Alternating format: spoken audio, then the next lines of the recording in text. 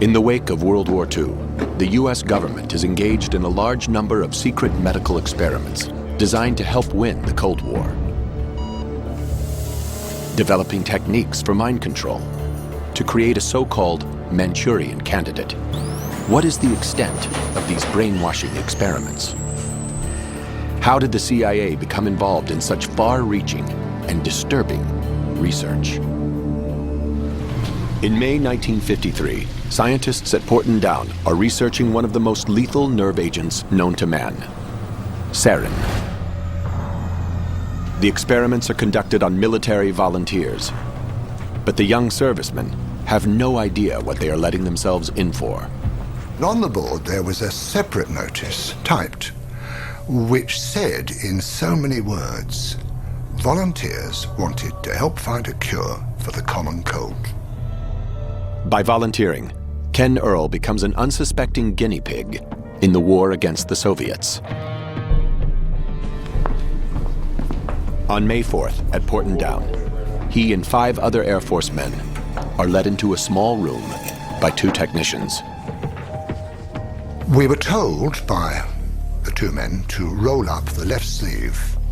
These 2 men then took 2 pieces of material and they taped them to our forearm.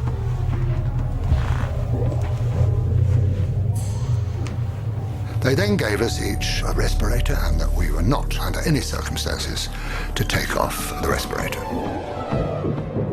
And the door was sealed behind us. It was very, very poky, a small building. And I found out since it was a gas chamber, which puts the fear of death into you, of course. And this technician, with a vial and a pipette, went round each of us, and he dripped onto this piece of material 20 drops in 2 rows. The clear liquid is sarin nerve agent. It is quickly absorbed into the arm through the skin. The effects are immediate. I became absolutely claustrophobic. I didn't know what sheer terror there is in being trapped and not being able to breathe properly. You feel you can't breathe. I was sweating profusely. And I now, even today, have nightmares about it. After half an hour, we were released, gasping and spluttering and sweating into the open air. Beautiful sunny May morning. Absolute bliss. What a wonderful thing to be alive. The corresponding paperwork clearly states the purpose of the experiment is to determine the lethal dose of sarin. After the Korean War, disturbing new intelligence reaches Washington.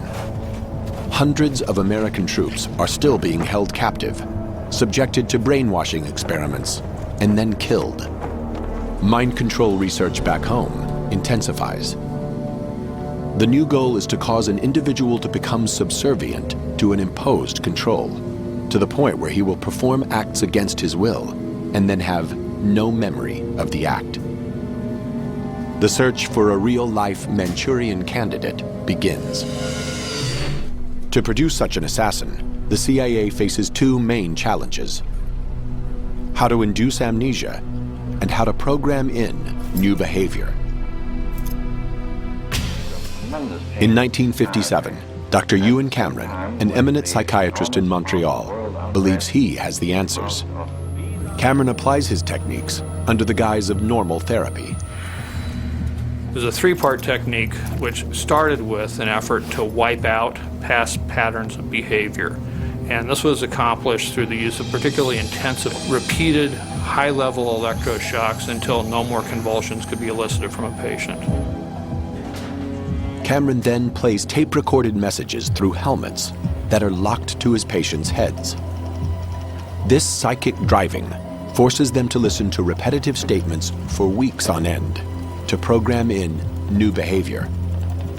Now, the final phase was to try to wipe out all recollection of what had happened, and that was accomplished by putting people to sleep for 30, 40 days, accompanied by different kinds of cocktails of drugs.